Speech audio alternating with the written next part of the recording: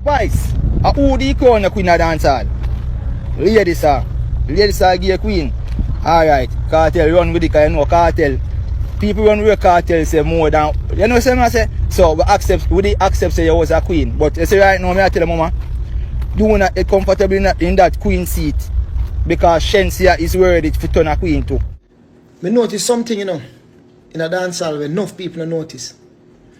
Since Vybz Kartel has been released from prison, Spice not find another song, you know. Why did you fly on private jets? Why you flying private jets? You think I don't know? I watch you.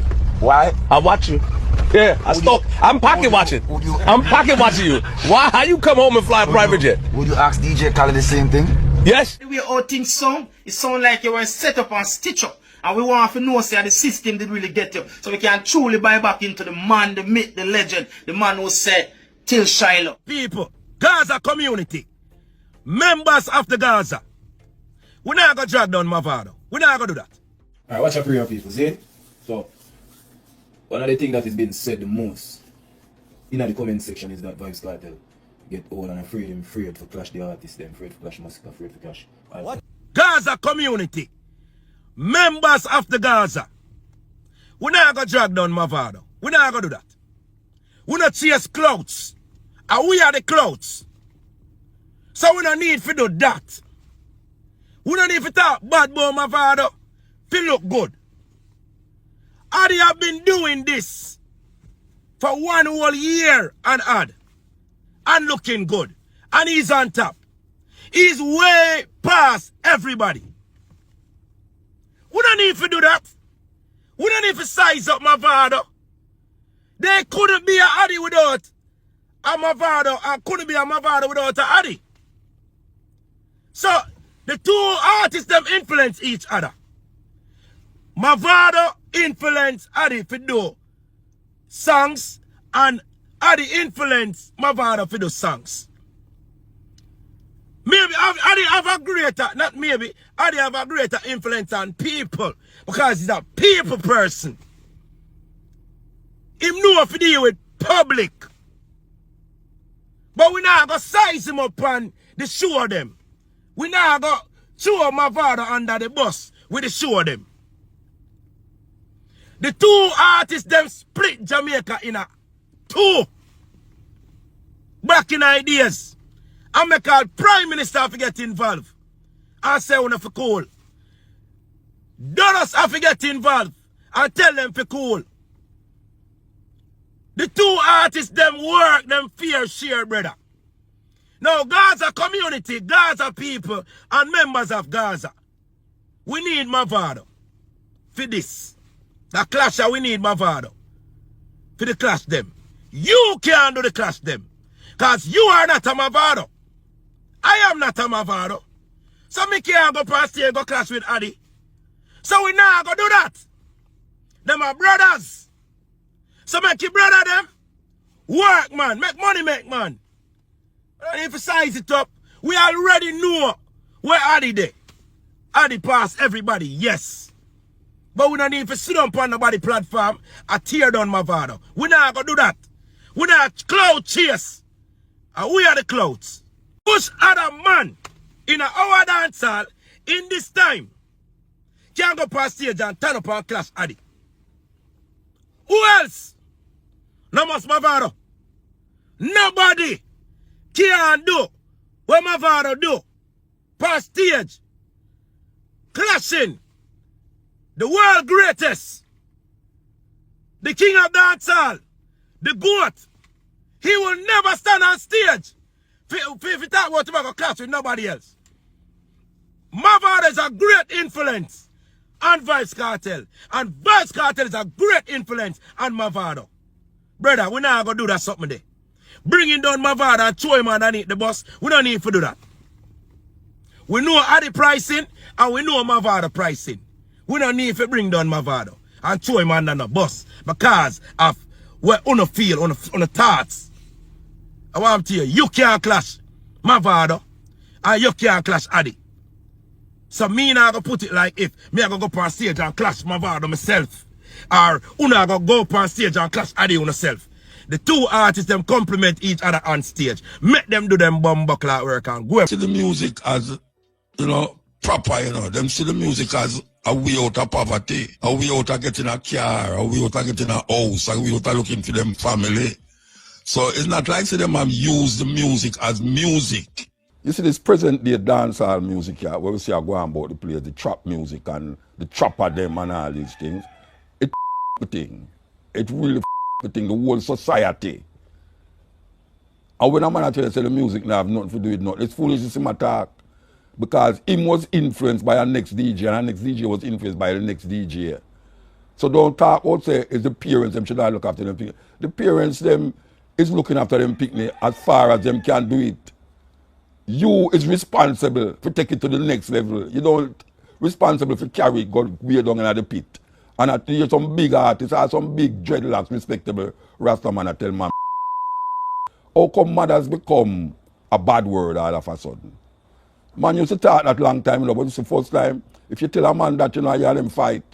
No, it's a normal thing like Ras. You know, man, I say Ras. Mothers become bad word, Rasta. Your mother become a bad word. When a man tell me that it's a bad word, you tell him, you know. So how it reach a stage, eh? How it reach a stage where man just make video with man in a body bag and gonna run around the car and all them things. And you to watch that and who not talk about say that have nothing to do with nothing. It's mad, no mad man. Because you know, can make little money here, so no have money there, so have money here, so. You know, think say money is the power. Look here, man. You say today for you and tomorrow for me, it's straight going on. So you know, really depend on the IRS right now. And you know, can make some money and, you know, go for girls and champagne and all them something there. But watch down the line. Because the same thing, where your project out there going to turn back and bite you. Because when you're a little youth, we watch the YouTube and the this and the that. When them grow big and see them something and see them father, I project them something there. What do you think him going to do? When them grow up in that system, in a community, where all them can hear and all them something there, and him start to and everybody a laugh when him say it. I see some video when you 5-year-old that says everybody a laugh like it's a joke thing. What are you dealing with?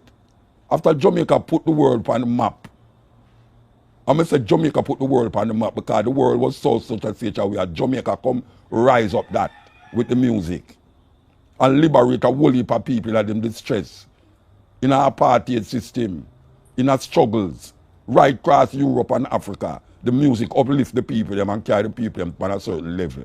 And now we see some little youth are going like them not have no sense. And you don't have sense, you know, you don't have sense. But see this little money vibes and this, that and girls vibes.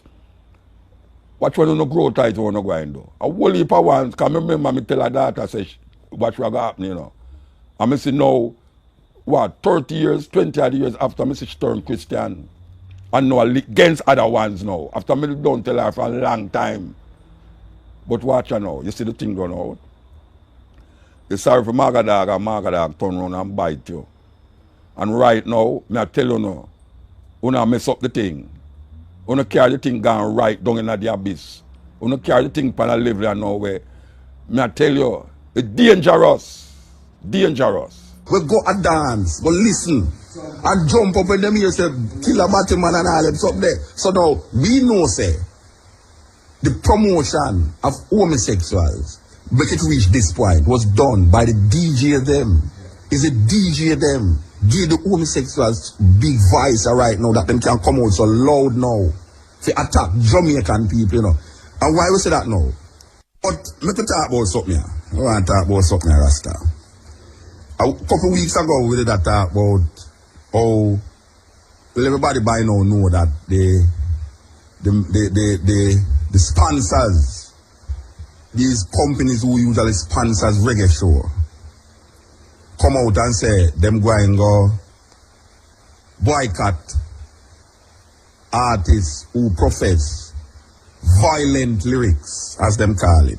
Violent lyrics. Them claim say them go and go protest it. Them not going to put no money behind a reggae show that have no artists that chant no violent things in the society because violence is big in the society. We did come out and we did say, well, it's a hypocritical thing because, ironically, because them did have a man, the sister, the entertainment boss did have a man from Digicel who did that. When he was asked the question, Is it because of the pressure of the homosexual community in England why these sponsors decide to do this now? The man said, no, it's a coincidence. It's a coincidence. Well, we hear it from internal. We have some little people where internal that at that meeting, specific meeting, it was a toss-up about boycotting homosexual lyrics. And somebody in the meeting say, no, you can't come out and tell Jamaica, say, you have to boycott homosexual lyrics.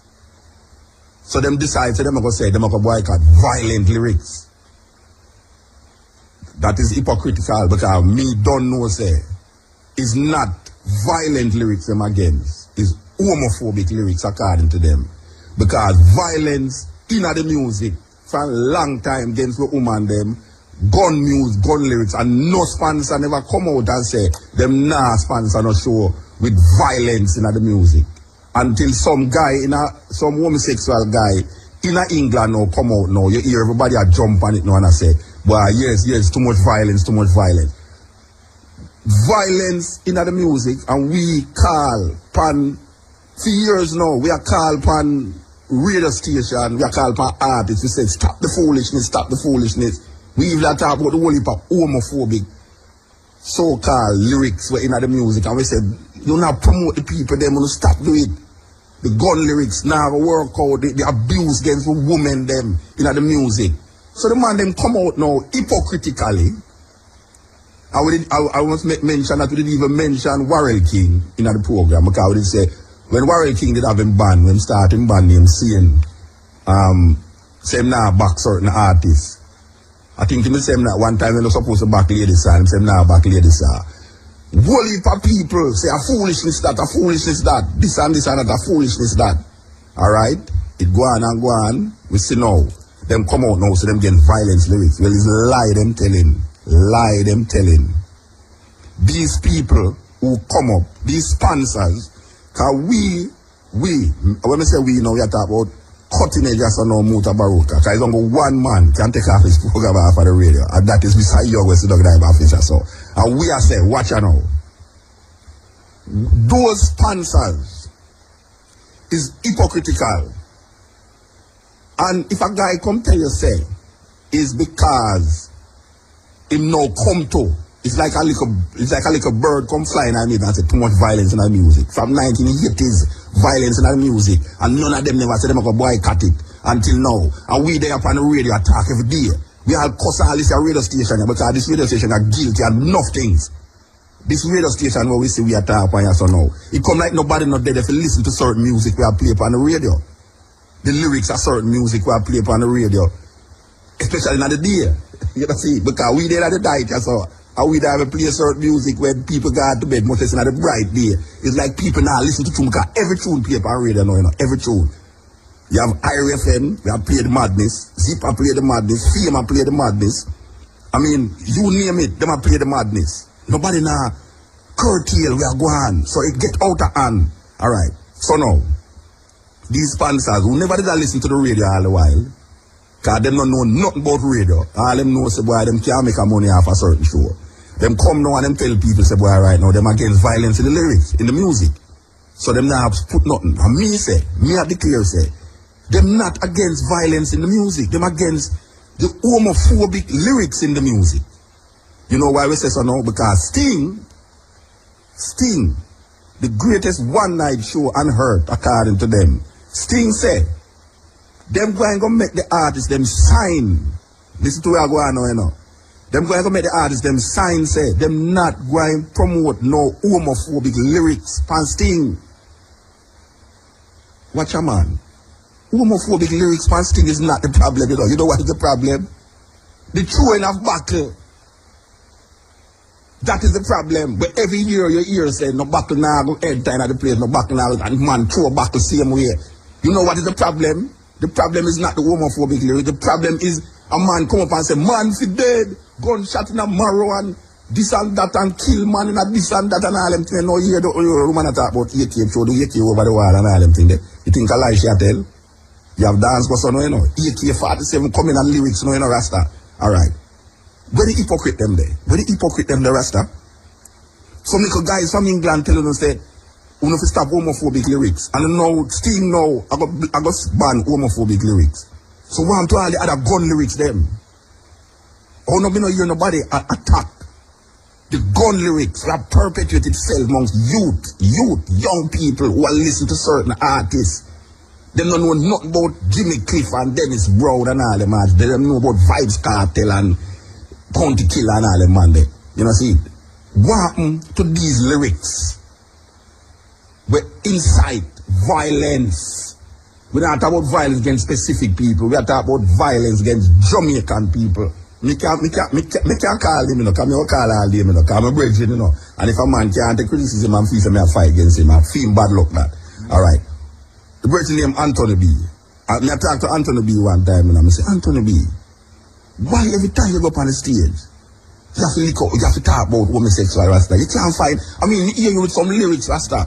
Can you remember when the first time, Anthony B make a tune with band, and me call Anthony B on Tony Rebel show and say, Anthony B, cut the music and say the poem, say the song without the lyrics. And when the band that tune there, and me still just and read the lyrics on the radio. Alright. Anthony B, me look at Anthony B and me say, Anthony B. Yeah, me say, Anthony B, why every time you go up on the stage, you can't say something else without I talk about homosexual Rasta, because sometimes when you say them things, the man start to look at you for the know that start to say, wait, I wonder if moved out about the man or today. Alright. You know what he said to me? He said, boy, if him go up on the stage and not mention homosexual, him brethren them I go say, him bow. What kind of talk that? Yeah. Yeah. That means him not take a stand, you know. I'm brethren them he might try stand up so the boy right now from him not say him brethren them gonna feel away. So that lead me to say now, say I whole heap of artists really go up on the stage because him feel say him brethren insecurity. Alright now. So we go now. So still now, come now and say no homophobic lyrics. What happened to the gun lyrics them? The violent lyrics them? What happened to the lyrics them where degrade the Jamaican black woman? A man can come and sting and say anything but don't say nothing against homosexuals. You don't understand talk? And this is the talk now in Rasta. A man can come and sting and say anything but don't say nothing against homosexuals. What kind of madness that Rasta? Me vex about it, you know. Me vex about it, Rasta, because you tell me now say an artist can't say nothing. Because I talking against homosexual don't mean say I'm homophobic, you know. I am not homophobic, you know, Rasta. And that are the distinction where I worry for people don't make him see the fact you got sex homosexual, you're homophobic. You would want to kill them or something. No, it's not so it go. You can't go tell. Watch a man, you can't tell a nation of people. Say, you know what? Talk about anything else, but don't talk about homosexual on a show, Rasta. No, that get kind of weird now. It get kind of weird, Rasta. You know why it get kind of weird? You know why it get kind of weird now? We're going to talk about Capleton now. Alright. There was a newspaper here from England. Now, couple weeks ago, we mentioned an article where some homosexuals did a lick against Kartel. And them say that them not really mind the lyrics them. Because as a matter of fact, them feel good. You remember? Them, yeah, when them hear TOK tune, them say the chichi tune with TOK do would be more accepted in a homosexual club than a heterosexual club. So them don't personally not really mind it. So them not really watch Kartel. Alright, so you have a whole heap of homosexual out there, including Jamaica, will go a dance, will listen, and jump up when them hear say kill a batty man and all them up there. So now we know say the promotion of homosexuals, make it reach this point, was done by the DJ them. Is a DJ them. Give the homosexuals big voice right now that them can come out so loud now to attack Jamaican people, you know. And why we say that now? This article in the New Nation magazine, newspaper, the headline, thank you Kartel. Big picture Capleton, anti-reggae protests. It's free PR, says Capleton. Alright. Psychologically, Cape Town are use where the homosexual them use to justify say why them not really mind it.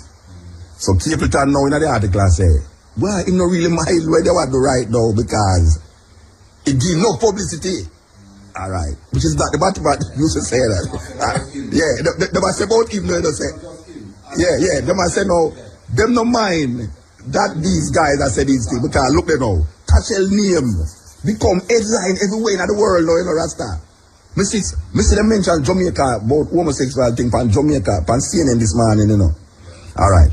Here the article say now. Controversial reggae star Cape Town has expressed his gratitude to gay rights campaigners for giving him free media exposure. This is what the homosexuals was saying, that the DJs was giving them free media exposure. One hand is watching the other, no, you know. One hand is watching the other, no, alright. Speaking exclusively to New Nation last week, Cape Town thanked Peter Tachel. Now Peter Tachel is the head, is him start the whole furor about the thing. And the outrage campaign for providing him with free publicity to promote his latest album. He said, I want to thank Peter Tachel. This is quoting Cape Town now. I want to thank Peter Tachel. Now, this is not when I look against Cape Town because you know, you have some media boy out there now. When they attack this, they'll tell you, when I attack him, we just say that we're good for the goose, good for the gander. And that same like, oh, we did show them say, them are promote homosexuals. It's so now we see the homosexuals and promote them. You understand? So a man must check out the ideas, the psychology behind the thing, you know. Alright. He said, quote, I want to thank Peter Tachel. I'm grateful to him and his organization for all their publicity. I've been in the business for 13 years and I've never had so much attention from the press. No, this is what Peter Tachel is saying in England, you know. Yeah. See, a long time he was homosexual and he never get so much promotion until now, you know, Rasta. You know, see it? Alright.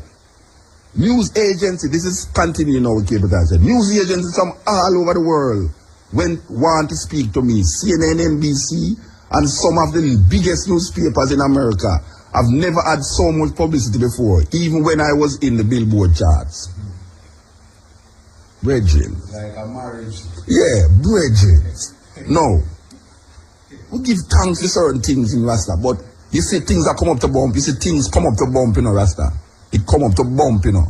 This is the bump, you know, like festa, you know, and it want a need for pushing like make the bump go down, you know. It reached that point where they just have to go just cut out them lyrics there, you know. They know see what happen, man. They know see what happen. You know see what happen, brethren. Me I say. But we no business with them, Rasta. Me no business with them because if a man bring it to me, you know, me know me can go do him, you know, Rasta. Police, thief, or nobody, you know, me no business with Rasta. If a man ever bring that to me, you know. I mean, me no believe in that killing, you know, Rasta. But if a man ever bring that to me. No, me Baz, watch a man. Me not business with where a man want the road so. Yeah. But you see, come in a my little space, you know. You see, you're in a my space, you know. Me and you in a problem. Yeah. You understand? I mean, I go preach a man to kill you. Yeah. Me not go do it. But me know why you come in on my space. Yes. And you can't tell me no, say. If me see something over there, so. If me see a prostitute over there, so. Me can't say where right now. Prostitution, yeah, prostitution not really something where you should really deal with. I mean, I understand prostitution, but you know, see, they just tell me, say, me can't talk. From me go mention what it is now, me can't say nothing about it, Rasta. Eh? What kind of thing this? Where them I put in that, Rasta? Eh? Where them I put in that? Them stop Caesar from going through the airport, I glad that, Rasta. What is this? Alright now. So Cape Town now, I say, never in a film history of performance, him get so much publicity. And this is who are giving the publicity now. The homosexuals, them are giving the start out the publicity for him. And him did publicize them in the beginning, and now them start to publicize him. You know what I'm saying? It's a serious alliance, so go ahead. So, alright. Cape Town believes the controversy surrounding reggae artists and their homophobic lyrics has been blown out of proportion. Alright, Cape Town gives down. Alright, next page. He said last week, the problem is that it is impossible to translate Jamaican patois into standard English. In Jamaica, an entertainer will perform at a show, and when he comes out the stage, if his performance was good, he might say, I murdered the crowd. It doesn't mean he literally killed his audience, likewise. A taxi driver who has just dropped off a customer might say, I've just shot a customer. But he doesn't mean it literally. That's just how he talks. Alright, Capleton might not mean literal because he says metaphorical in attack. Well, obviously fire is metaphorical in most language because the Bible says, John said, I baptize you in water, but there's one coming who I will baptize in the Holy Spirit and with fire. It now means that John the Baptist will put Jesus in a fire. You know, see, there's a metaphorical language. So Capleton is understanding this metaphorical language, you know. But I don't believe, say, if a man say, gunshot, either boom bye, in a Batman head, if you talk metaphorically, I don't believe that. I don't believe what a man has say, inform if he dead. He might tell you, say, boy, right now, if you see something wrong, go on, you know to tell no authority to rectify it because you got dead. I know things in metaphorical language that you know, Rasta. All right.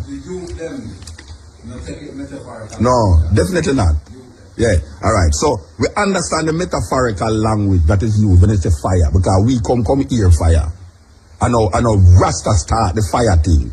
At church people, we hear church people are saying about brim fire and brimstone and God are gonna burn you up in the bottomless pit and all these things and hell and damnation and all them things there. So the fire did it a long time, you know. All right. So all we do know is put it by record and popularize it. And it come like say no, we are the cruel persons. You know, see it. Anytime we talk about fire, them things say, so this way, yeah, them hear it on radio. Alright, so Capleton now comments follow a week of controversial debate surrounding reggae artists and their lyrics. Last week a UK tour by another controversial reggae icon, Sizzla Kalonji, was cancelled after newspaper reports linked reggae music with the death of David Marley, a gear barman in London who was beaten to death following a spate of robberies. You know what them are doing now? I tell you what them are doing. This is serious thing going on, you know. They are spreading propaganda in England that we are killing homosexuals. In Jamaica, we're running them down and killing them. Yeah. And the homosexuals who leave Jamaica and go to England is saying that is true. That is what is happening, you know. That is why it come up on CNN this morning, you know. Yes, it's lie. It's lie. Nobody now identify no homosexuals who go beat them Rasta. We say it. Watch out, man. We always say it once and we say it twice. Most homosexuals that dead is them boy kill them. And most man in Jamaica know a homosexual. Yes. Them now run him down. Alright. Marley Aguirre. 6 youths, 2 white boys, 2 white girls, and 2 black boys have been arrested over Marley's killing. Home Secretary David Blunkett officially banned Sizzla, real name Miguel Collins, from Britain last Thursday. Police slammed media reports that linking reggae music to Marley's murder. A Met spokesman told New Nation the inquiries we have conducted since complaints were made regarding certain lyrics and the seeking of advice from the CPS with regard to them is a wholly separate matter to the recent murder inquiry on the South Bank. The two matters are unconnected and concern officers from completely different departments. Reggae producer Blacker Dread of Black Music Council was surprised by the cancellation of the Sizzla tour. He told New Nation last week, I was amazed when I read the reports in the national press associating the killing of a gay man with reggae music. There's no link between reggae and the killing of David Marley. I think it's disgusting that the reggae death, the tragic death of a human being, regardless of whether he is gay or not, should be used as a weapon against reggae music. Gay rights activists claim the popularity of 8 reggae artists, Capleton, Sizzla, Bushman, and Sizzla. In the 8, OK, Vybz, Kartel, and Elephant Man is responsible for 10% rise in homophobic assaults over the past year, although they are yet to come up with any proof to back their assertion. I think what you say? We have weapons of mass destruction. we have weapons of homo destruction. It's a serious thing, you know. It's a serious thing. But alright, the point when we really are trying to make is this now. Because we have come down when it started. We just started for it. We started, yeah. Because we are bring the thing to the nitty-gritty. 1 o'clock here. We soon take advertisement. Watch out now. The point is this, that we have been speaking continuously that these artists is promoting the homosexual. We keep saying it over and over. And if we keep promoting the homosexuals, them going to become like what we want to make them become, you know. Now, the homosexual is so big now that they are giving our artists the biggest promotions them ever get in their career. You know, see it? True to them issue. Yeah. So it's a thing that we have to really check. Do you really want the level of power where them have and the reach where them have? Do you really want to say that you give thanks for the homosexuals for big job? I mean, you know, because them the homosexuals them feel good for no say them a get big up. You know, see, it's a thing. So we have to really check it. Now, in the 80s, you know, when Shabba Ranks come out and talk, it was gun lyrics and it was who about. It's like you would have said then I know get big, you know. Ladies are big artists, you know. Same thing shadow, you know, them banner from down the south. Yeah. See, alright now. In the 80s, you know, in the 80s, Shabba Ranks it come as one of them what you call obscene artists. We get big. Yeah. Like ladies are now get big, you know. Ladies are big artists, you know. Same thing shadow, you know, them banner from down the south. Yeah. Down a Montego Bay, you know. Yeah. But she no business. She just go and do what she do and now she get big. So look more so here, everybody has said, boy, if she have a number one tune on Billboard, you know, like that. Like that, they talk about Hillel, you know. The first thing them say about Hillel, you know. Them say, them will tell you about the whole of Hillel, the history of Hillel. They hear them now. Sean Paul, who has gained international recognition, was a past student of Hillel. You think they would have said that? No. You think they would have said that if he never said millions out there? Them nah say that, you know. Because to them, Sean Paul lyrics is not much to be desired. Dirty Cup crew and all them today. Them nah go say that. But it's true now, internationally. Him can give 5 million to poor relief and all them something there. Him get big. So the same thing in Shabba Ranks now. Shabba Ranks come with the nastiest lyrics them. And everybody loves Shabba Ranks. Alright now. Shabba Ranks have a tune named Dembow. I used when a tune they get big, every man starts singing who are eat on the table. Who, for those of you who don't know what eat on the table is for foreigner, it's called oral sex. Right? Oral sex in Jamaica is called eat on the table. I don't know why the man become a table, but I don't know why the man, I don't know if he eat part up on the table. He eat on the two-foot table, but in the 80s it was a big thing, you know. It was a big thing. Yeah. Every artist come on stage and I said, all who knows them no bow put up them on. And all who knows them no this put up that. And watch a man. No, it's still going. In the 2000, wait, I'm going to show you an article where we book up in the newspaper. It's a serious thing. The article said, from them bow to take. Yeah. Alright, part of the article said, it was not so long ago that practitioners of oral sex were the target of DJ's wrath, with death advocated as the punishment for those who went below the 2-foot table. The man used to come on stage and dead to just like what the matter with women say, the dead to any man where suck woman and this and that, you know. Alright. These days, there is a much more relaxed stance, at least, on receiving the once taboo act. Given it, nobody has pushed that so far. Shabba Ranks had the classic anti-oral sex song in Dembow, coming out in the early 1990s. Dembow took no prisoners, as it said. That was serious stuff indeed. However, just over 10 years later, I can turn on my television and see Vybz Kartel in full flight on RETV chanting out the lyrics to take.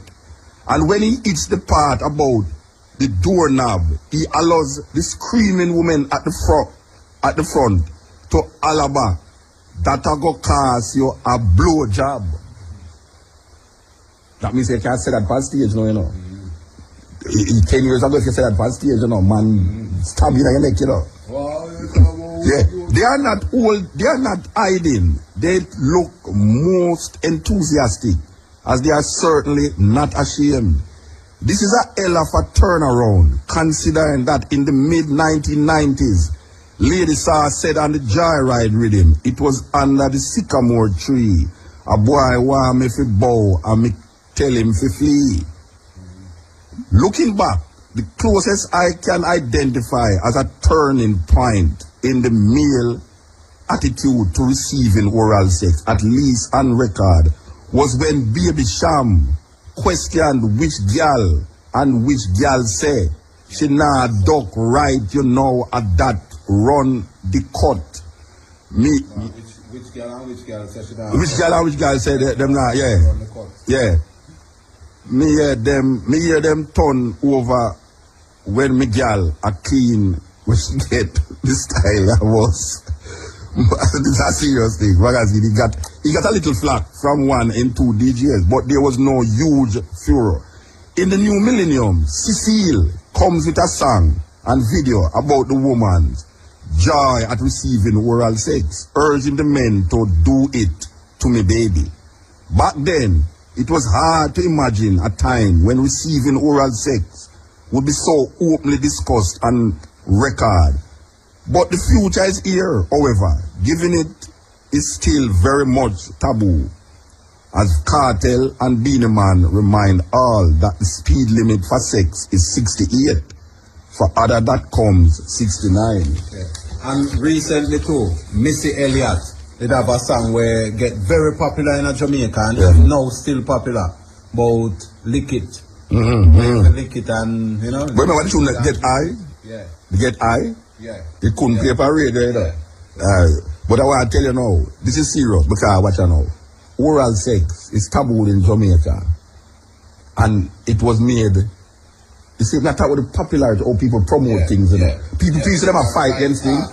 Yeah, people feel them a fight against something, but them really have, alright. So the DJ them come and them talk about oral sex and man for dead and man for this, man. Just like what them talk about homosexuality. Now, if you talk about that, it no make, no woman, what did I look at in a funny way? In other words, then what you say is that just like how oral sex come now, be like almost anything. Little more the bottom man them going to come like anything. Yeah, that's so.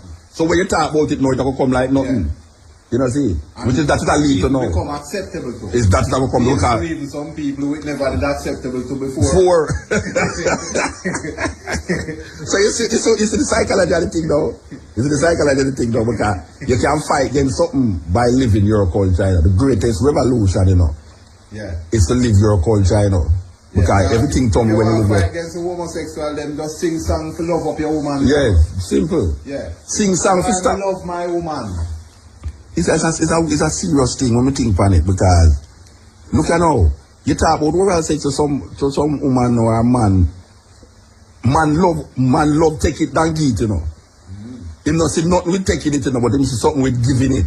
You know, see? But now when man talk about it, it's like, I know nothing again, you know. And most women say them get it, and most men say them not get it. So who I get it? That thing. This is the most of them youth, you know, don't see the music as, you know, proper, you know. Them see the music as a way out of poverty, a way out of getting a car, a way out of getting a house, a way out of looking for them family. So it's not like say them have used the music as music. It's a means to an end them a deal with now, say, why if them could have get big like this artist and that the artist say, and no matter what it takes, them go and go do it.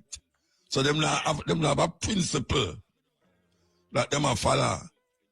Them have a thing where say it's poverty them a work with. So when you come now with your argument about, you know, reflection of ideas and things, even if them don't see it in them community, them see it on the TV, them see it on the iPhone Wednesday night. The warmest part right there, but it's cold outside there, believe you me. Serious cold are going on. Why you up all the people them who work at night, you know. Yeah, we are talking about the security guard them, the dressmaker them, the carpenter them, the mechanic them, why you up all the man them who are patch tire up on the roadside. What them want to do with it. Yeah, man, we're there with you. We're there with you. So we'll go through the paces. Them call it Woman Month. Everybody have a month now, you know. Everybody have a month me need in them time, yeah. By the way, we were supposed to talk to Kartel Green at the night, yeah, you know. Anybody know who name Kartel? Yeah, from the Broadcasting Commission. Supposed to talk to him at the night, yeah. But I think coming up, yeah, it's tomorrow too. The thing is tomorrow. We're going to take the first break with you upon the cutting edge. We have a guest upon the radio, you know, it's long time. We don't talk to him on the year. Good afternoon, Mr. Green. Yes, the great Mutabruka. It has been in the making for a long time. Look, man, all your people, I'm going to say you're old man, you can't talk to more upon radio. I don't know. You need to link me directly. Them talk to me like, why you want to that late? Late, man, like him gone to in bed. No, sir. You know better than that. Anyway, for those of you who don't know who I talk to, this is the man where if you play any tune, we have battle the night, you get reprimanded by him, Kartel Green from the Broadcasting Commission. Also, him deal with television too, and all the things them that not supposed to be aired at certain times of the night too. So, apart from that, we want to talk to him, but we want to talk to him about something that is going to happen tomorrow, where apparently him get me involved in. I don't know how me reach this. So you can just explain to the people then what going to happen tomorrow. Yes, Muta. No, well, a man like you as a historian, philosopher, deep in the music, this kind of discussion cannot take place without people like you. This is a public forum, which is going to be on the internet tomorrow from 9:30 in the morning to 11. And I want people to hear what we're going to be talking about.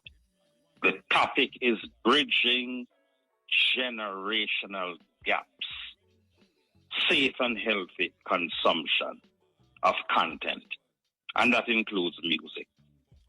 Lots of weighty things there. Safe and healthy invites wide subjectivity.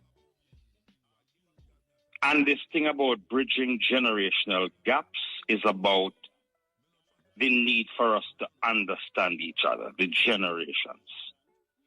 It is very, very difficult for us to build a society, build a community, program radio and television, and even the social media through younger people who are coming into the world with different perceptions, and we, the older ones who must guide or work along them, are strangers. We need to know what frequency the youths are on, what are they thinking, why they gravitate to certain lyrics, why they react differently to different lyrics and sound.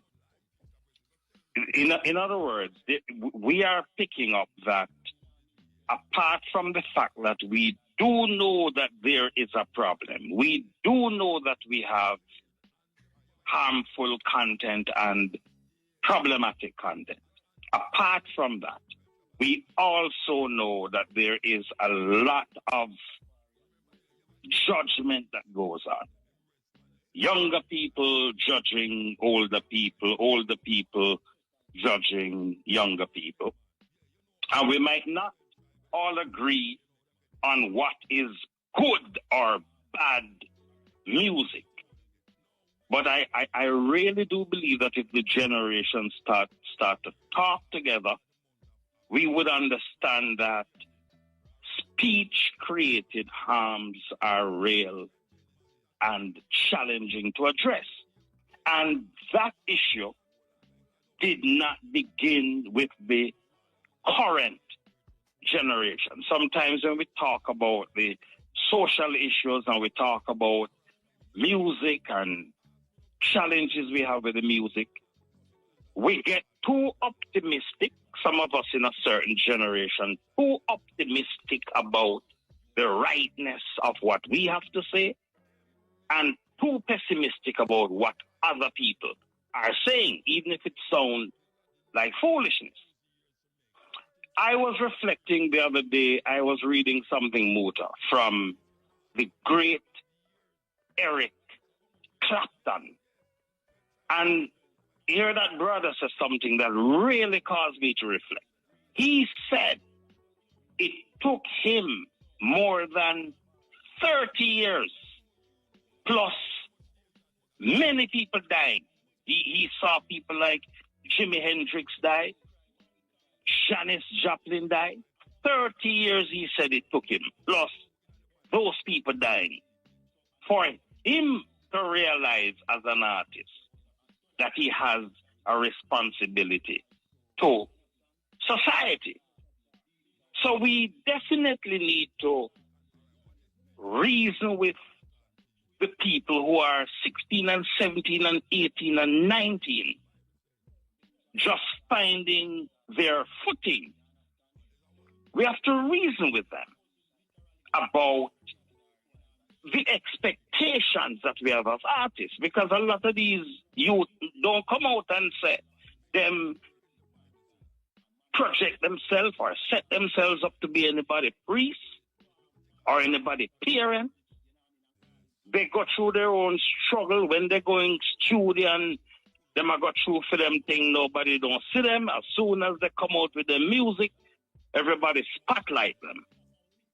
And we have to have a conversation with them to remind them about this phenomenal gift that they have as players of instruments, and to have a conversation about what is the purpose, really, of the arts. What's the purpose?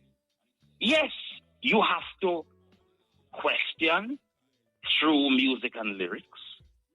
You should challenge the status quo through music and lyrics.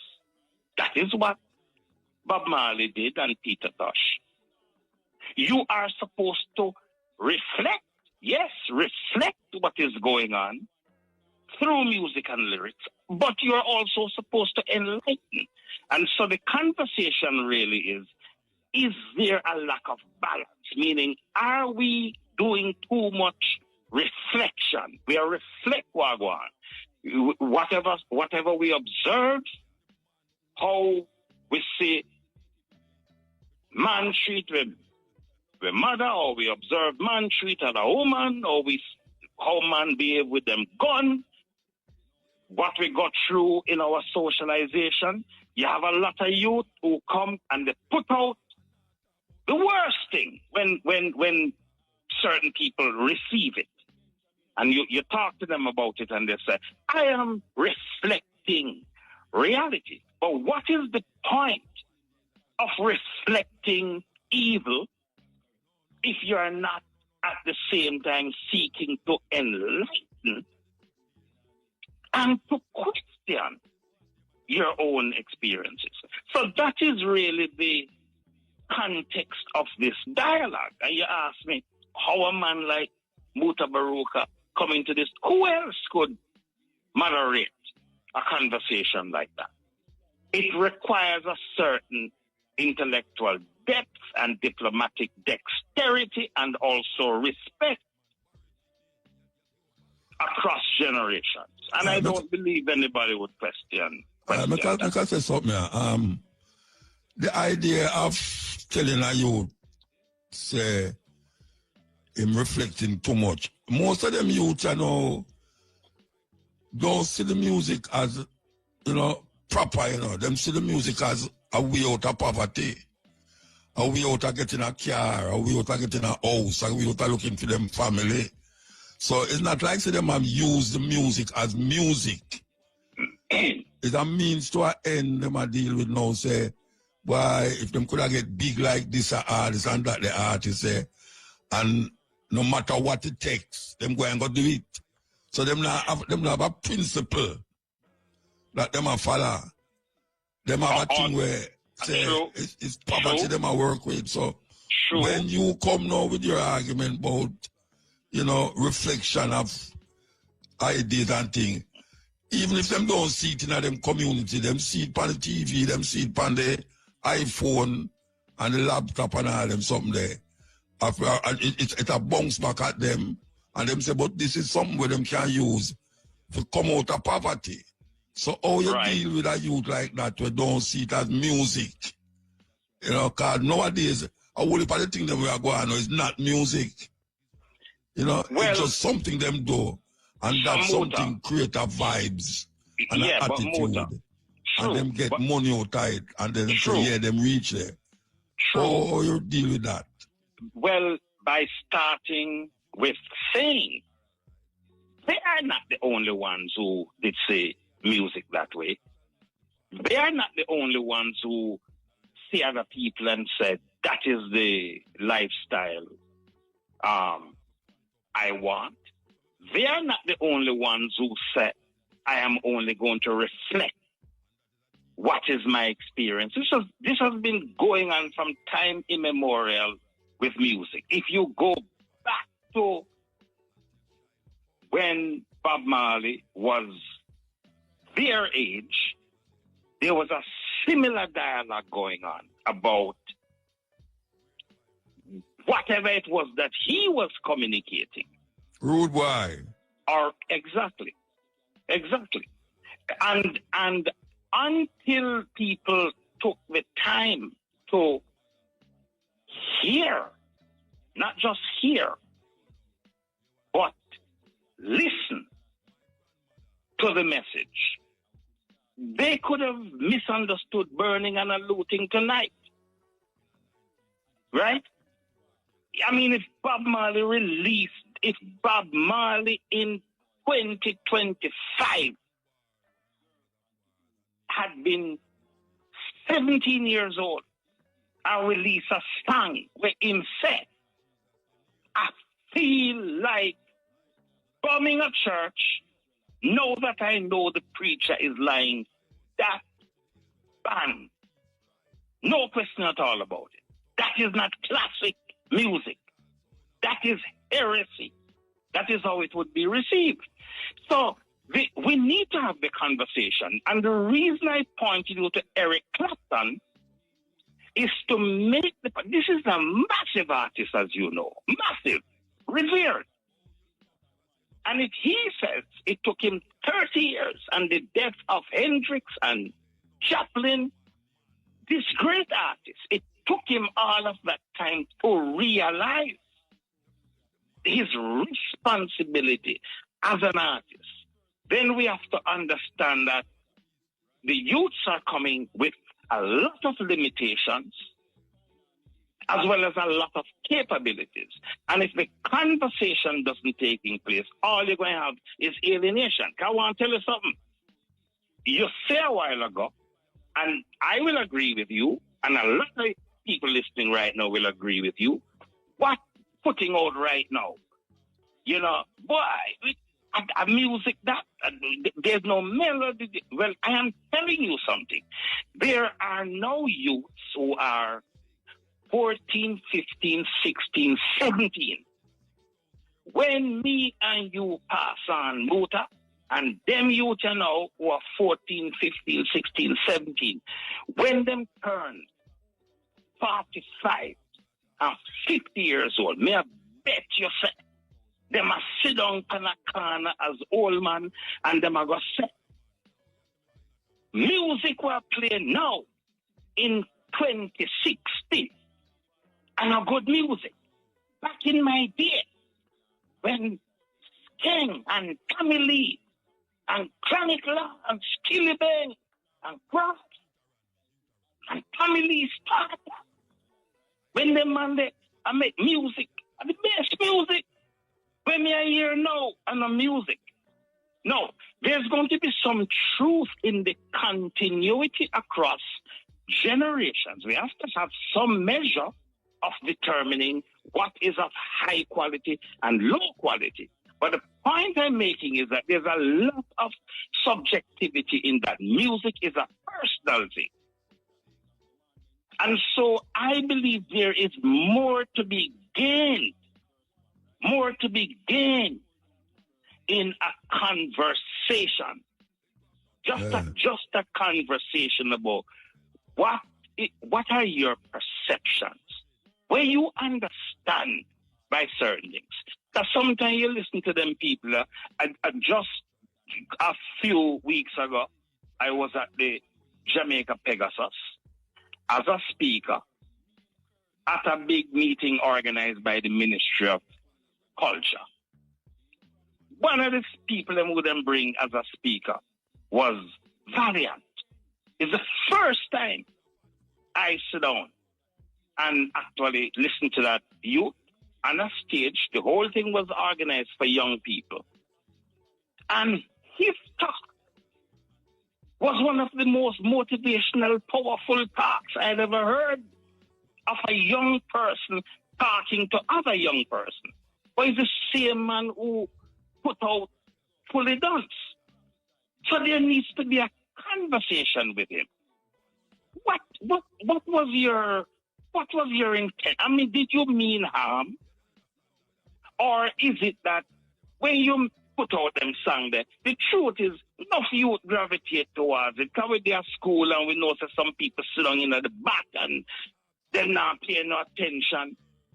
And somehow we can connect them to that kind of music. But I don't know. But that conversation has to take place. And I want to tell you something, Muta. When I heard Valiant at the Pegasus talking to those students and all the controversy that went on about his song, which, by the way, he did not do and he didn't speak about, it struck me. You know, perhaps the principals and the teachers should have a conversation with him before they condemn. And even if they don't have a conversation with him, don't go down the route of alienation. If I was a principal and Valiant put out Fully Done and me see my student, them a gravitate towards that. May I tell you, Muta at devotion, may I come out and greet them and enough for them language. If they call themselves dog, may I come out and may I say morning to on a dog because on a principal there, fully done, me fully done in lateness, me fully done in mediocrity, me fully done in bad parenting, me fully done in man beat in woman, me fully done in rich quick, me fully done in shopping, me fully done in me want get rich quick and drive car, and me no want work. Me fully done in sell your body. Me fully done in bleaching.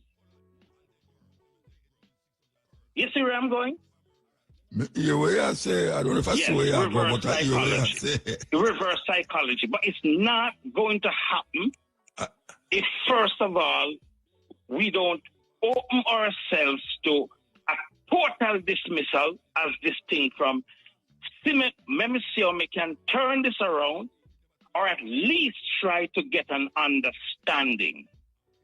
What socialization led to this output? What trauma led to this output? The socialization is that we are now more exposed to outside influence that take a hold of a cultural expression in a Jamaica. You know, the fashion, the way we talk, the way we eat, the way we drink, and the way we relate to each other is totally different. When 50 years ago and I hear certain tune, I never said them tune, there was foolishness, you know. I used to listen to what my mother listened to. I never used to call her song them foolishness. As a matter of fact, I did find myself, I love them, that I start collect them. So when I youth hear all certain song now, I play a part one time and I play Dennis Brown and the daughter come to me and say, we can play some reggae. So I say, so what you call this? She say, you don't know, we could have just play some reggae. And that is a kind of a need for understand but don't want to know something out of your set. Because really and truly, I never used to complain about what my mother listened to. I know say them youth, if you put on something where me personally I listen to now, they're going to tell you say, what kind of song that you play. When you play some, you know, our kind of music. And it behoves us to reflect on that, because the music education, you remember some years ago when this youth Depan Digital Rising Star sing a whole heap of Jimmy Cliff song. I can't remember his name now. He was the one who was up against Christopher Martin. And he was singing Not a a lot virtue. Not a virtue. Who that, Shane? Yeah, man. Hey, you're right. Yeah, man, we're good, man. Yeah, man, not the virtue Yes. matter about. Yes, not the right.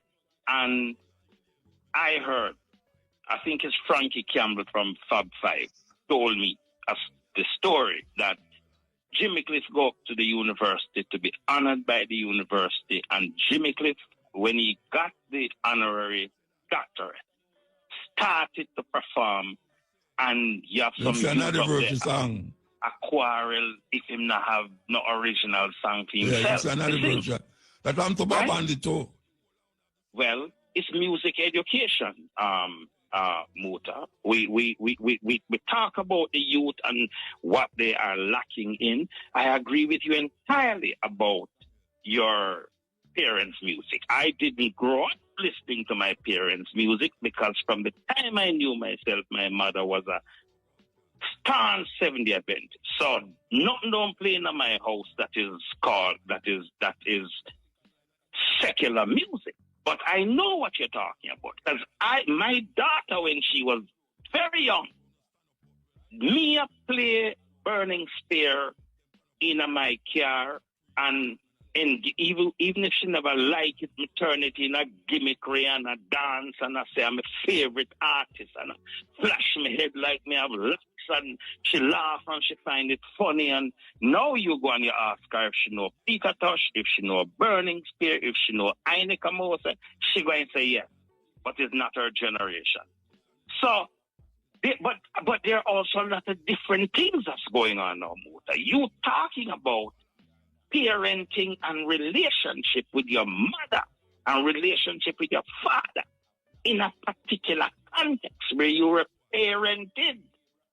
Whole heap of youth growing up now, they are barrel children. Them not grow up with the mother. Them move around from auntie to uncle to cousin. And even if they are in the house with their parents, they are strangers. They are on a device in them bedroom, and the parents are in a device in their bedroom. So that kind of opportunity to influence, particularly Muta at a very young age, when they sap up everything. Right now, you got to talk to a whole heap of parents, and what I'm going to tell you is how for them baby brilliant, because the baby don't even talk yet, and the baby can control the iPad and find them cartoon and watch what them want and TikTok and that kind of thing. There is I'm not talking about that. The parents I use the picnic, when I want to say picnic, the daughter clothes for go at the same dance where the daughter go. And sometimes the parents and the daughter buck up in the same dance hall and do the same kind of dance. True.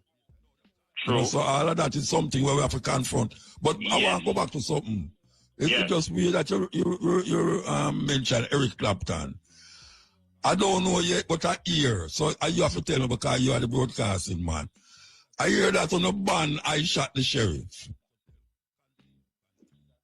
total foolishness. A foolishness? Total fool, just like you serious? Yes, Muta, just like how Queen Africa say, Daddy don't touch me there. She here say it ban, that broadcasting commission ban. No go so. No go so. But no, me actually say if you don't do nothing else tonight, you do something tonight. If you don't do nothing else tomorrow, you do something tonight. Yeah. Daddy don't touch me there. It's not a banned song by the broadcasting commission. So look, let me tell you something. I would have resigned if something like that happened. That would have been total foolishness. I Shot the Sheriff is not a band song. No, there is no basis. You see, let me tell you something. What is happening is that you have a lot of people who don't understand context and word and meaning. Yeah. Them don't understand, for example, why you have a youth sing, where all of them did come and, Egyptian sing, a hypocrite, him sing, she give me the tightest hole me ever get in my life, and that not ban. And I said, reflect on what Egyptian is singing. And he's not the first one. Me want me pianist. Me need me pianist. You bring intelligence to music. Yeah. Like the California and them. The California have a way to do that. Yes, it's about context. Long time girl may never see you. Come make me hold your hand. We don't say she held me tight. She hold me tight, girl. Right? No. Other people say it's a different hold he must sing about. But there's no way in which the Broadcasting Commission could come to that conclusion when you look at the word that he used in relation to other words. Kartel Green. Yes, sir. Kartel Green. She and I listen to you know, and 100,000 people out there listen to you tonight. You are now telling Mutabruka upon the cutting edge that I Shot the Sheriff and Daddy is not a band tune by the Broadcasting Commission. I am telling you that.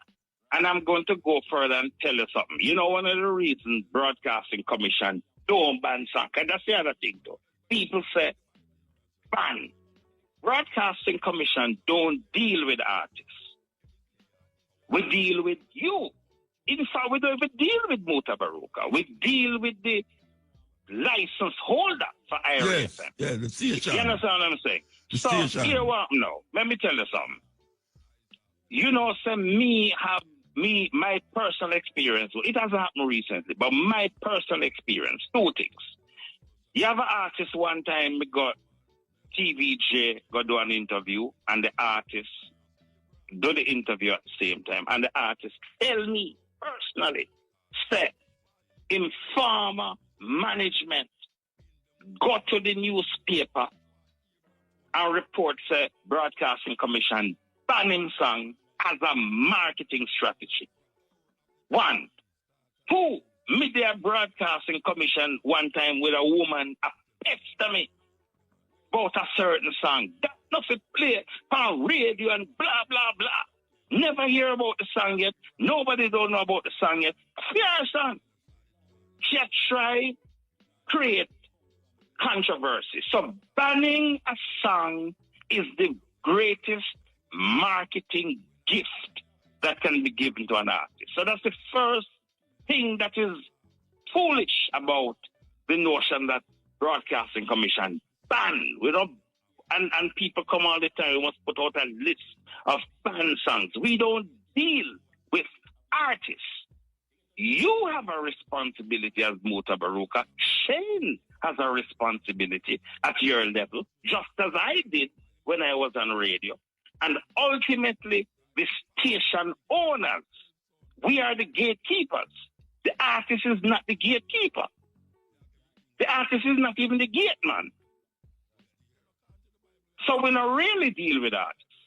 We reference the artists, whether good or bad. So if somebody complains, Egyptian She gave me the tightest hole in my life, and that is slackness, and the Broadcasting Commission is obligated in law to look at it it's a quasi-judicial body, and to adjudicate. And the station is told, yes, we have examined the song, and for these reasons, there's no violation of any I understand regulation. you clearly. I understand you clearly. Yeah. Shane. Man, may I hear you? Where's Shane there? Yes, man. Me there, man. Shane, did you hear, or is you make it up, say, I shot the sheriff was banned? No, I never hear that. But me there do a little search because something in my mind, I tell me say there was a thing with the Queen Africa. Yeah, Queen Africa want to come to Queen Africa. Yeah, man. So I was told that Queen Africa song that it was banned. That I start to play the Spanish version. Yeah. No, sir. How could you ban a song that is saying yes incest? And that me I said so. And that me I was totally taken aback. Incest. A topic that is kept under the rug, and you have one artist. I cannot recall any other artist in the world, more so a female artist, to so frontally deal with a challenging topic. Yes. And, well, let me tell you something. The song I know come out when I was executive director at the Broadcasting Commission. So unless it was an executive director before me and another version of that song, there is absolutely no basis. Nothing said. Incest, daddy, don't touch me there. I'm going to tell on you one day, I swear. You're supposed to be my father. What in that could violate? And I want to tell you something. Let me go further. It would be a foolish holder of a broadcast license and a weak on-air announcer who would not challenge that openly and also through litigation. That to me would be the clearest case to challenge on the basis of freedom of expression not being violated. Virgin, I'm glad to talk We're not going to bring the evidence. We're not going to bring the evidence. Me could go back to tomorrow. What happened tomorrow? 9 o'clock motor. We are saying if you're not registered yet, go to any social media handle with the Broadcasting Commission at Broadcasting Commission. 9:30 to 11. Muta will be moderating a discussion on bridging generational gaps, safe and healthy consumption of content. And you're going to hear the MC is Archibald Garden from TVJ News. The great Clyde Mackenzie is going to speak. The great Wayne Chen, who is the author of Reggae Roots, the story of Jamaican music, is a speaker.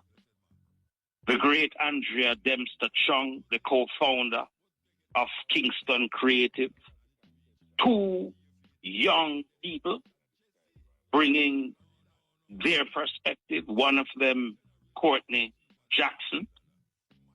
Courtney, a young artist, the late Karen Smith and Jackie Jackson's daughter.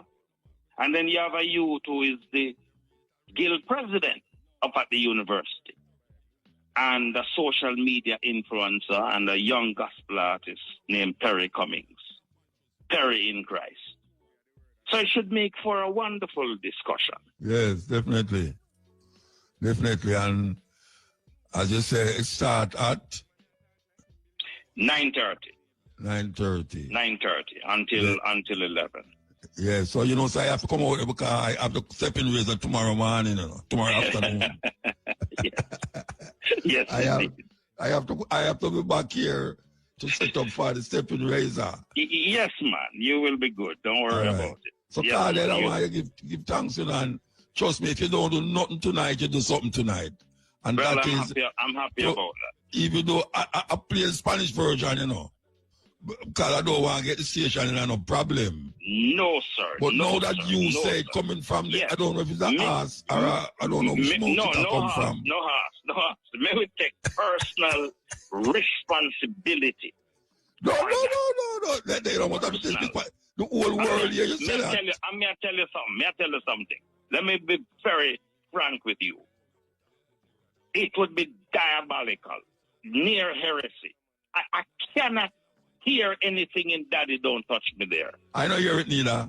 I know you're not in the football. Would justify it not being played. You know what I think? I believe you have people who, for whatever reason, don't want to play that song, and the easiest thing for them to say is Broadcasting Commission said don't play. Yeah, easiest thing. I want to tell you about the next one where I hear to them band too. But I will Uno band. You know, that told me say she get it from a letter from, I don't know which part she get it. And you know the tune by Dennis Brown named Caress Me? No. Yeah, a tune Dennis Brown sing Caress Me, girl. Them say she want to play it. Love me, girl. And no, me not. Yeah, all right. Well, you can't go Google it when you don't talk, and tomorrow me play it for you. So we want to give thanks, you know, Kartel. We give thanks. Every time, anytime, Muta. Respect. All right, so tomorrow we'll deal with it. Shane! Yeah, man. Bless up, Kartel. One love. Yeah, Take man. it easy. All right. Okay, that was Kartel Green from the Broadcasting Commission. And the whole world hear him say it, you know. I'm so glad that I bring it up, you know. Daddy, Don't Touch Me There is not, and I repeat, it's not a band song. It can be played on the radio. I Shot the Sheriff is not a band song. It can be played on the radio. Take it, tell them, say, you hear it from Muta program. If you don't want to get yourself in no problem. Tell them, say, you hear it Muta program from the highest authority. The highest authority from the Broadcasting Commission. We want to play this clip. It's a clip with an American white man and a native from Turtle Island. We call America Turtle Island because that's what them call it. I don't know much you know, but Manhattan is an island. Yeah, Manhattan is an island. And one of the biggest real estate scam was that Manhattan was sold for $25. You know, you hear me say? Manhattan was sold for $25. I think it's $24 too, for not making a mistake. But we want to play this clip here. Listen. The United States government is offering you a piece of land of your own. We have like that. Then how can they own it? He has a point. Of your country to take care of you. You are not my country. Mr. Durant, if we could just... To a interview. I don't know how much I know this woman named Kyombori. She's always saying some things about Africa. As a matter of fact, she's from Africa.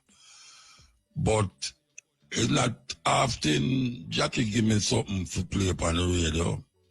And I listen to it and I say, I'm going to play it. And it have to connect it to the Trumpado with this USAID. So those of you who don't know what USAID mean, maybe you should have really Google it, because if you don't know it now, it's a serious thing.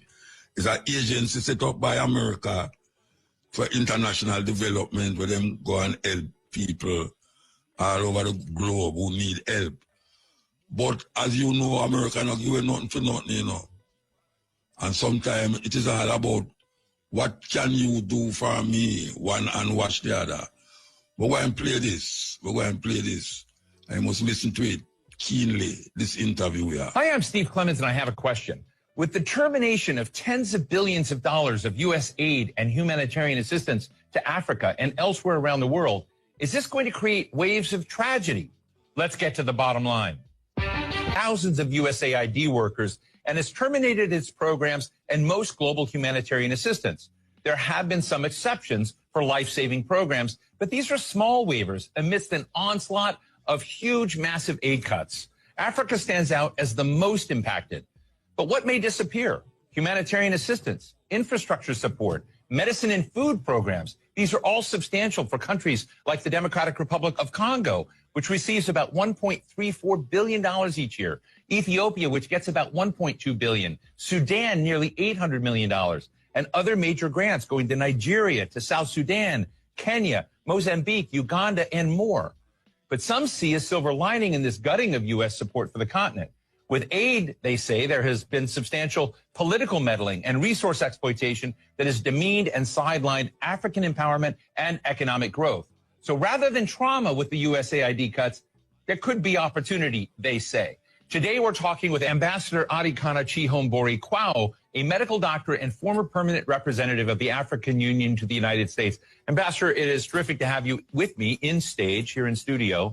Let me just ask you, if I look through the USAID programs, some of which have been cut off, in Congo, there's an aid group, Action Against Hunger, that says they're treating tens of thousands of malnourished children. In Ethiopia, food assistance stopped for more than 1 million people, as we've seen these AID cuts go into force, really across the board with very, very few waivers. How is Africa feeling this moment? Do you see this as a story of tragedy, or is there something else that we need to be looking at? I think there's something else we need to be looking at. There is need for readjustments. There is need for realignment. We need to understand the real reason why USAID is in Africa. And not just USAID, but other NGOs. You look at DFID, which is the British equivalent, and many other smaller ones. Their sole purpose was to act as if they're coming to rescue Africa. They're coming to fill in the gaps in government services, gaps in education, gaps in healthcare, gaps in humanitarian services. They're coming in the guise of addressing issues to do with human rights, issues to do with environmental protection and social justice. They are coming in claiming that they're introducing grassroots initiatives that are going to help the people. And so they use that as a way to go into the most remote parts of Africa. They're talking about government advocacy. When you look at it on paper, it all looks really good. But they're actually wolf in sheep's clothing. They are using that open access sounding humanitarian to constantly destabilize governments. I can tell you right now, the majority of African leaders, and not just African leaders, but leaders in the developing world, are celebrating the exit of USAID. I was listening to a program, I believe it was CNN, and I was jumping up and down. It was a government official from Hungary.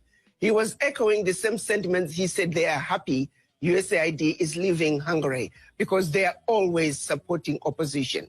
Their form of government advocacy is supporting whoever can keep the government in a turmoil. So, Ambassador, let me just jump in here for you. This is a message that I don't think many Americans hear. I think many Americans believe, not all of them, but many of them believe that AID was essentially set up for philanthropic reasons, for dealing with the HIV/AIDS crisis, dealing with the various instabilities in the region, dealing with infrastructure deficits. But you're saying that there was something else as part of that package, meddling. A major meddling agenda. Major meddling agenda. The majority of some of the workers, now the average USAID worker may not realize it, but quite a few of them are also operatives who are underground. And their major agenda is to destabilize governments, destabilize countries. If you think about it, their sole purpose, for example, filling in the gaps in healthcare and education, where is the change? Show me one country that USAID was in and education improved. Show me what country where USAID was in and healthcare improved. The social services they're bringing is peanuts. The American taxpayer needs to know the billions of dollars that are being given to USAID, a fraction is making it to the people. One of the highest profile medicine programs is PEPFAR, which both Republicans and Democrats here in Washington are really having outcries about. It was one of the signature programs of President George W. Bush to try to respond to the HIV/AIDS epidemic in Africa. What's the view on that front? Let's look at what HIV/AIDS was used to do. We know of a program that was run out of South Africa where they actually were injecting people with the virus. The reason some of the AIDS virus spread as rapidly as it did in Southern Africa, there were some very dirty games being played on African people. They were using Africans as guinea pigs for experimental activities. Even when you look at every aspect, they're using us as guinea pigs. Yes, there is some good, a percentage of some good, but not all of it is done with good intentions. You look at agriculture, they're destroying African agriculture by introducing those GMOs. You plant your seed in one season, your soil is finished. We used to have seeds that we can use from one season to the other. The introduction of GMOs through these agencies, USAID is one of them. We're destroying Africa in a massive way. A little good is coming out, but by and large, the end result, they mean no good. They can turn around and give us an inventory and say, as long as you have been in Africa and also other parts of the world, show us your success rate. You claim you are helping governments with education and healthcare. Show us your success rate. But I also turn around and say, African governments, why do you need this little aid to assist you in providing proper healthcare, proper education? The average African government can afford to provide those services for their people. I happen to have many friends that work for USAID, both in the field but also in Washington. And I have to tell you, I know that they believe that they're doing good, that they're trying to move the needle for those that are in desperate situation and desperate conditions. I think it's very interesting to raise the question of what the other political purposes are. But as you sort of look at the scene now, the French are very big in aid programs. As you mentioned, the British, there are also Chinese aid programs. Are all of these programs essentially power plays and all of them need to be suspended? How do you see some of the other international programs in Africa now? Well, these are all underground covert operations. Why does Africa need them? Why do we need them? Africa has been the provider. If you look at Europe, Europe cannot survive without Africa. One situation that people don't realize, post-World War, when the US came up with the Marshall Plan, what they don't tell you is that the contribution through exploitation of African minerals was actually the biggest funder of the European Recovery Plan, ERP.